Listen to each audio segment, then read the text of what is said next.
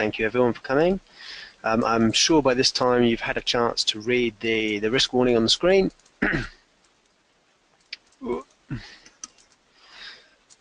Just sort my tie out there. Right, so for those who not used to the webinar format, we're going to have a look through some of the kind of fundamental themes, a couple of price levels to consider for the week ahead, and then we'll cruise through some of the major price charts. So any questions at any point, certainly feel free to send them through to the Q&A section, and I'm happy to discuss all of that. Obviously we're August 7th. Admittedly, this is August pretty much is the down season. Now, we've had some really volatile Augusts in the last few years. If you remember the meltdown in the Chinese market was during August, but generally things slow down a bit, and so we're at the tail end of earnings season, and economic data slightly starting to tail off now. We've had most of the central bank significant meetings. They step up again in September. Remember that next Federal Reserve meeting, September 20th, we're doing a special webinar for that. But, you know, things are slowing down a bit. Nonetheless, there are still some important levels happening, some important moves in markets, you know, not least of which was the 8 straight record highs in Wall Street that we saw last week. It's got to end at some point, but it's just a classic example of how the trend is your friend. You know, keep trying to call the top, but in this instance, it just doesn't fly. Obviously, the last impetus that we had for that bump higher in Wall Street, and indeed a jump in the dollar as well, was the decent non-farm payrolls, unemployment numbers last week. Basically just saw jobs numbers above 200K. Wage growth came in as expected at 0.3% month over month. So both of those sort of the benchmarks for what's considered decent. And so the dollar's rebounded. I don't think anyone's really expecting a rate hike in September, but there's a distinct possibility that actually the Fed starts shrinking the balance sheet as of September, and then maybe does a rate hike in December, and then your guess is as good as mine about 2018. I think the general thinking is that maybe, you know, there's room for this, as I said, tightening one more rate hike this year, but then if inflation stays below target, you know, realistically, how many more rate hikes can they do in 2018? Even if they do a few, it's probably less than people were thinking before, hence my feeling that the dollar can only strengthen so much before we see the euro and the pound and indeed probably the yen strengthen against it again. One thing that came out last week as far as Donald Trump, but it didn't seem to really upset markets, was this grand jury on the Russia investigation. I think there's a bit of a general sense that actually there's just no evidence for this Russian investigation. You know, if you just take on what's been made available so far. But I guess there is a bit of an outside chance that this grand jury in this Russian investigation just start spreading their wings a bit further than Russia and start looking at, you know, maybe financial improprieties, you know, improprieties during the election, during the campaign, just from anything. So maybe there's a bit of a Pandora's box that's been opened here, where Trump can get in trouble for something else. And obviously that's just a risk to the whole kind of tax fiscal agenda, which has been helping stocks push higher. So largely as related to that NFP, we saw a change around in a few markets. DAX possibly based in at 12,100, very much relating to that. The euro dollar seems to have topped around 119. If it has, euro heads higher, good chance DAX can head, if euro dollar heads lower, good chance DAX can head higher. And equally, gold seems to have maybe put in a top around 1275. Again, they're all pretty much relating to these moves in the dollar after the jobs report. This week we talked about the economic data in the week ahead video, so I definitely recommend checking that out for a bit more. One thing we didn't mention was the OPEC monthly report, which could determine which way oil prices go this week. Also a bit of a seeming top happening in oil, but we'll look at that chart now.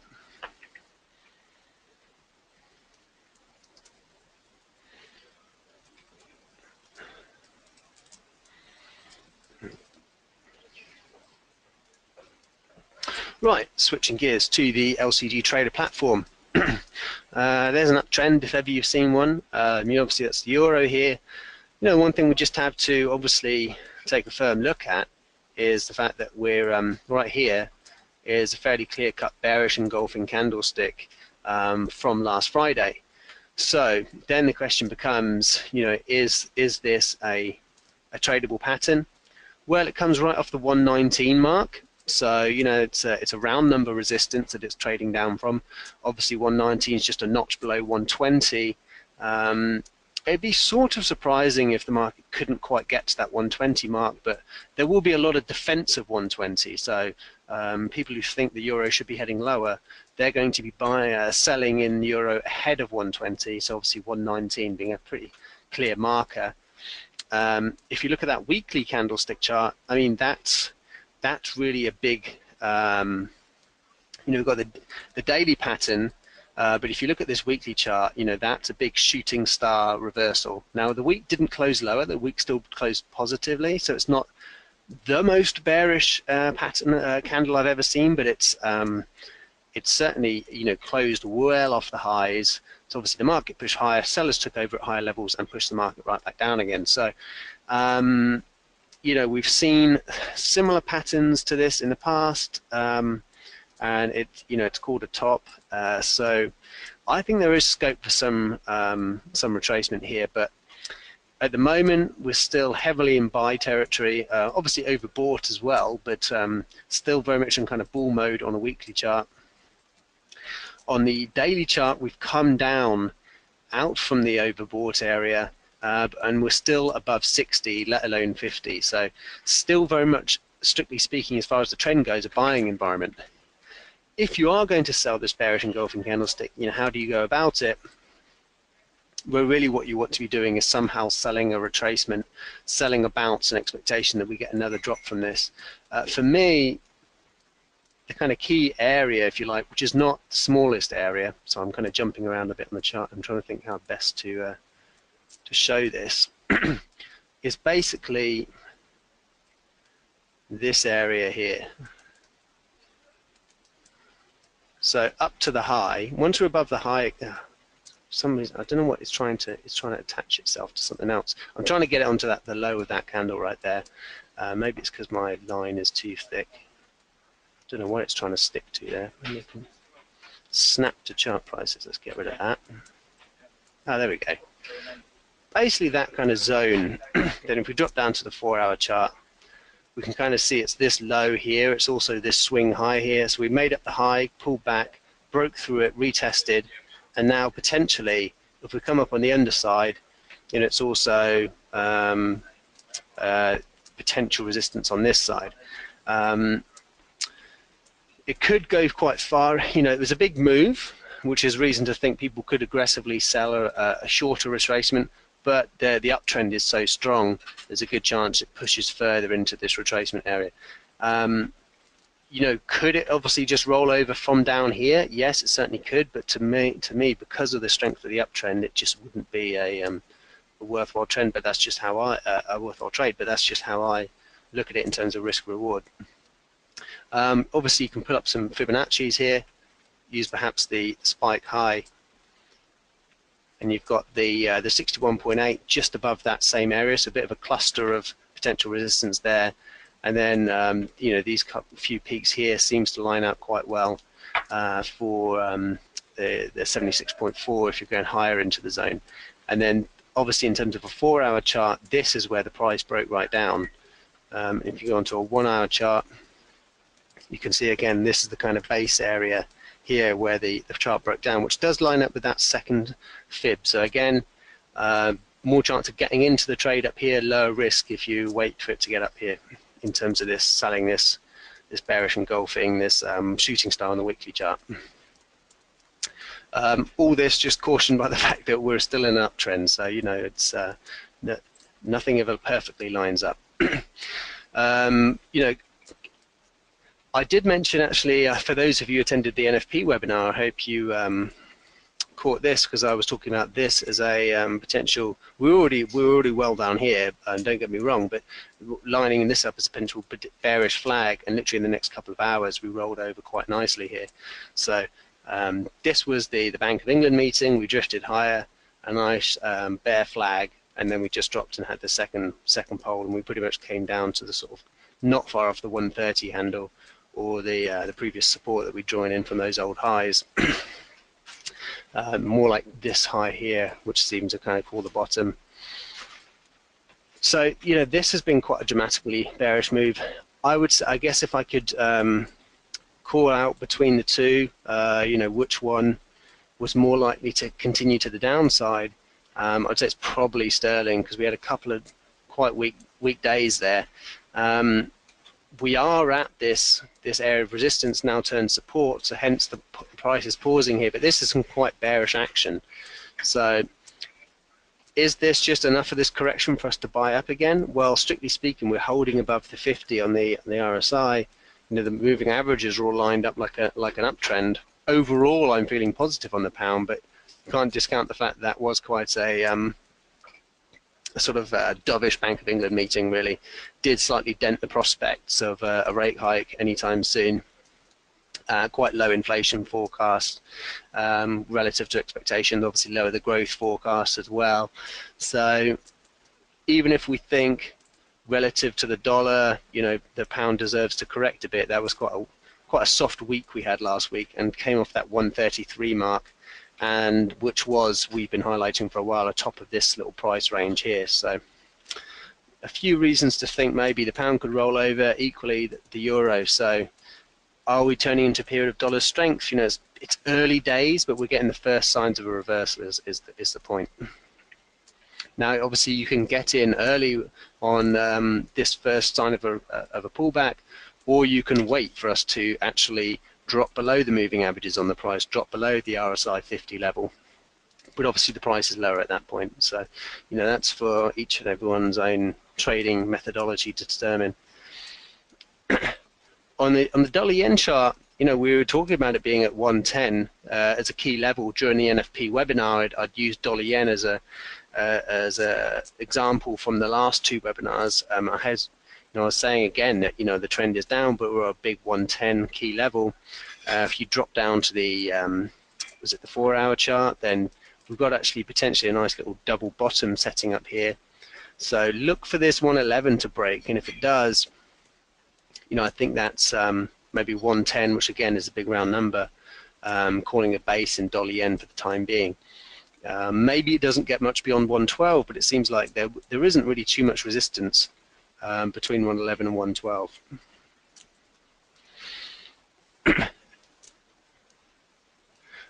Bigger picture for dollar yen, we're kind of in a trading range here. We're holding on to this. We're rounding out a bottom here on this 50-week moving average. So a doji pattern last week, but basically a false break again of the 50-week moving average and 110 as support. So a confluence of potential support there, suggesting that maybe the next few weeks we head higher on dollar yen, even if it is just up to 114.50 again. Still, we're looking at 300 pips or so from current levels.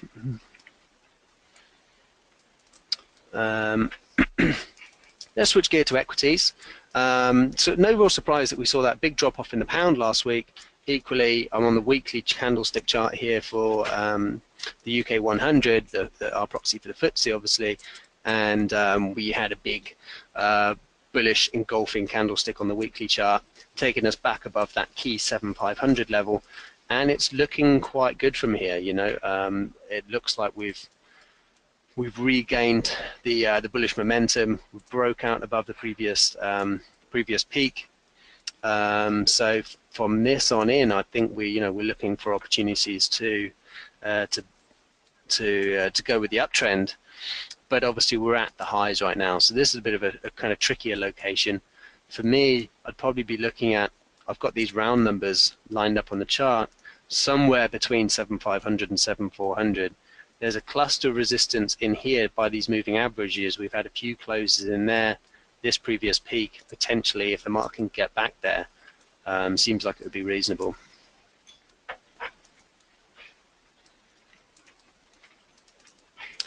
There are a few earnings out this week, so some of the insurers are the ones that could be driving the action. Standard Life, Legal and General, etc. So this is that infamous Wall Street chart. You know, we're looking like a positive open at the moment, alongside, you know, Europe, which is was at least positive last time I checked. Looks like we've dipped a little bit. You know, it's you know, what can you say here except that obviously the market's very overbought, but it's not as overbought as it has been at some point in the past. You can look at, you know, when we had this rally here, you know, we were nicely overextended above what, 82 or so on this very extended rally. I think that's the election low. Yeah, it is. Obviously we got up to massively overbought levels again, so we haven't got that far. We're above the previous peak, so you know, history tells us that this can keep going. We've crossed the 22,000 mark, but it hasn't really seemed to have done much of a dent. So again, you know, you've got to have a correction at some point, but you know, we just don't seem to be getting it yet. So if you'd literally bought at the close for the last 8 days, you'd be making money, but you know, it's not a viable strategy for the most part. It's just that's the nature of the environment we're in at the moment.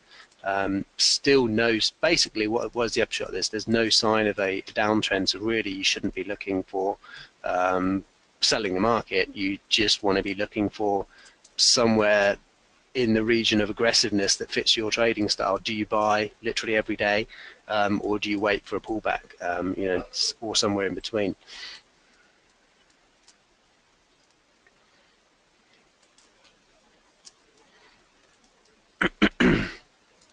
Got quite an interesting question here on how do I enter trades. Well, I guess there's different, to me, the kind of key,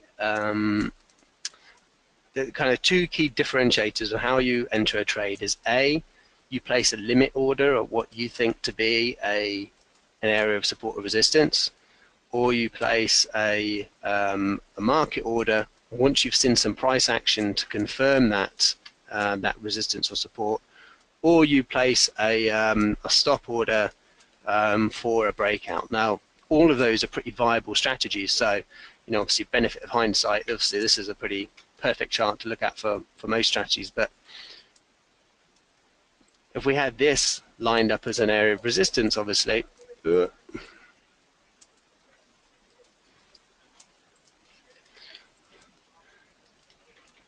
and then obviously we've got this as our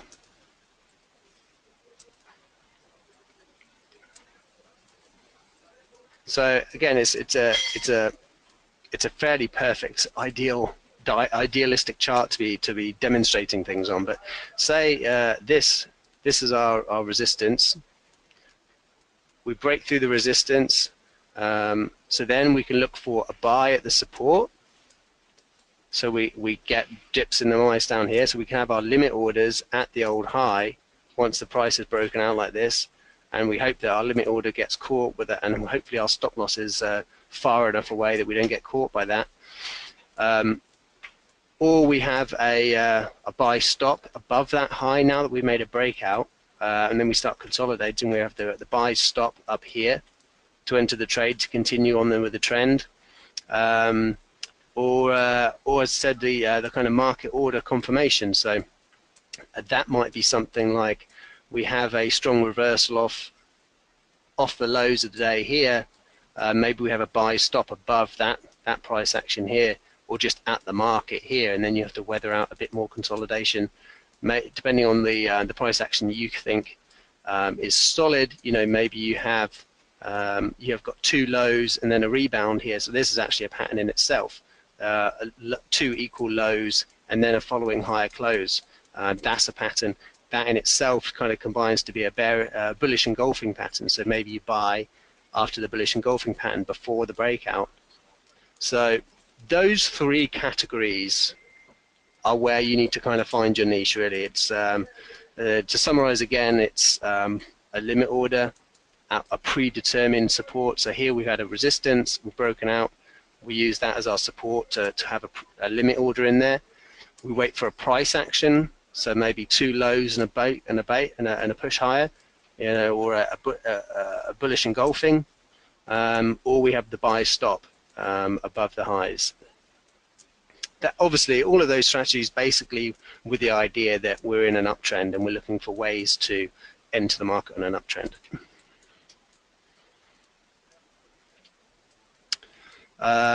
Just a quick look at the DAX here, because I did mention it in the opening. The 12,100 level looks like it could be a base, but again, we're coming right off the highs here, so we're basically still consolidating. You can see we've come off a kind of almost oversold area here, so we almost touched 30. We pushed above 40, but we're not above 50 yet, so we're not actually, we're pre-reversal into uptrend at this point. And if you drop down to the 4-hour chart, you can see that pretty much almost precisely, if you'd sold that old high, we pushed a little bit above this high, which I think is encouraging. But obviously this high is a risky one to buy a breakout above when you've got this high just right preceding it. So in a way, this level was a failed push above this level, so it's not as important. And so at the moment, we can only assume that we've had equal lows, 3 equal lows, 2 equal highs. We're basically in a range trading environment for me until I start to see some of the things that I traditionally associate with being in an uptrend. So being above the 20-day moving average, being above the 50 level on the RSI. So if you are buying at this point, you're basically buying the reversal before we're actually in the trend, which is perfectly valid. And it's worth noting that we had this bullish engulfing candlestick here after those good US jobs numbers. But again, we had another one there. So we had the bullish engulfing, retraced all of it, didn't take out the lows. Now we've had another bullish engulfing, and we're retracing somewhere into this candlestick. So, this chart for the DAX is kind of a little bit of an inversion, a mirror of that Euro chart. So if you're looking to sell euros, don't necessarily look to buy the DAX at the same time. They're kind of the same trade. I did have a question here about the New Zealand dollar, and I do have this up somewhere. So I mentioned in the week ahead video, let me just that there was a bearish engulfing candlestick lining up for the week. But at the time of filming it, it did finish that way, and so we're heading lower again today. I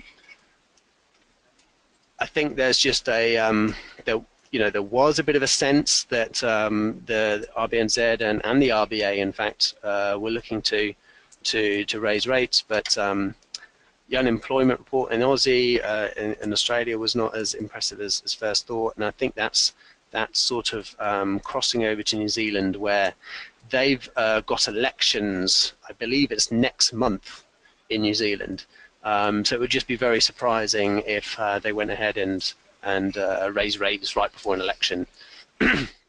So almost definitely, as certain as you can be, but right before an election, the RBNZ are not going to lift rates, and that by itself is a negative. That said, I think we've had a breakout, like lots of pairs have. So the euros had a breakout, the pounds had a breakout. So now we're just in a mix of sort of readjusting from it. So if you use that as a conservative level through the highs, this is the more aggressive level. We've had a bit of a false breakout up here, but we have got it through this kind of solid area of resistance that had been plaguing the Kiwi for a while. So we've come off 75. That was the old high. So, and we're right before this this rate setting meeting where they're probably not going to raise rates. That's why I just think it's probably time for a correction. But I would imagine that actually somehow this this pair can still turn around before we get to the bottom, before we get to the base down here. At the moment, we're as of while we're below the 75 level, we're in a range. But my feeling is that actually this trend up here can resume. These moving averages are shifting to a sort of bullish alignment. So I think this trend can continue, but we're just not there yet. And while there's this negative bearish engulfing weekly candlestick off a decent area of resistance, I wouldn't look to be necessarily buying up the Kiwi just yet. Hope that helps. And so I think that only leaves at this stage, I'm slightly running little bit over here. I'll first touch on crude. So as I mentioned, we've got the OPEC monthly report coming out this week. That might make a difference as to whether we can take out these highs. It looks to me like it's more like we're consolidating. Like we had a big bearish engulfing day, but there really wasn't much follow through. So to me, this seems more like a continuation pattern than a reversal at the moment. Famous last words, but it seems to me almost more like a triangle pattern, perhaps something like this. You know, these lows don't always connect perfectly. So you could extend it down there as well. Works quite well. So this to me looks more like a triangle that would break out a little bit to the top side at least. But certainly be aware of this rising level here. If we break through, you know, maybe that's the final support needed before we actually do break to the downside. But it still looks, the market still looks quite positive to me. And again, based on sort of general metrics of being well above the 50 level on the RSI, above the 20-day moving average, just seems like maybe we're stalling at the 20-day a little bit, the 20-day moving average. I'd highlighted in old videos this fairly clear-cut resistance here at 53.50. So let's see what happens, see if we can get up to that level. To me, we don't seem to quite have enough to generate a top yet, but let's see. Gold to me is looking fairly soft. So we had to break out through the 1260, which I thought was certainly a positive sign. 1260 has been a pivot throughout this whole consolidation period, kind of the middle of the range, if you like. Obviously 1250 is, but 1260 has kind of been what's doing it. We had a push to the top side, but we didn't make any ground, and then we came down, and this was a nice rebound off the old high. And see how we had that nice long-legged candle, but then we gave it all back the next day when we had the strong jobs report. So to me, I think this 1260, 1255 is probably going to give way, and we're going to have another down leg. It seems the way it's going. And again, don't even really want to be paying attention to what the moving averages are doing, because we're basically still very much in a range trading environment.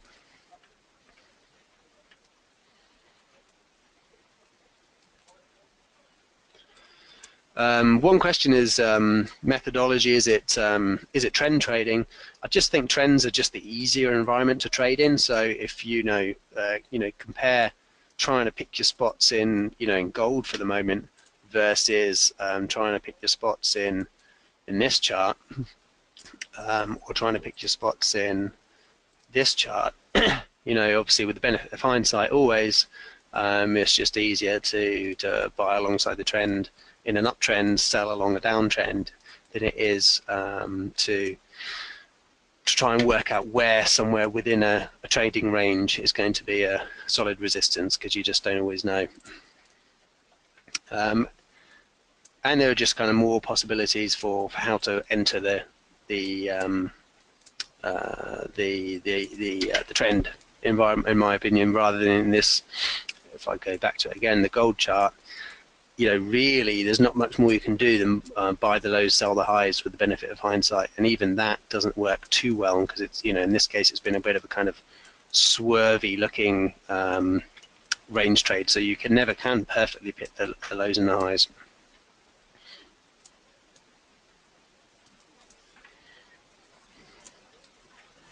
Yeah, it's funny. So yeah, we do have some trading strategies webinars, not officially scheduled, but being worked on as we speak. So definitely stay tuned on that. Check the webinars section of the website and look out for emails from us, because they are coming soon. We're hoping to have a series, both a beginner series of webinars covering all the sort of basic concepts, up to more advanced strategy webinars, entry techniques and risk management and all the rest of it. So that is to come. So stay tuned. But I think we've just hit 1 o'clock here in London, so I'm going to call it a day there. I hope that was useful. Good luck trading, everyone, this week. Jasper signing out. Cheers, guys.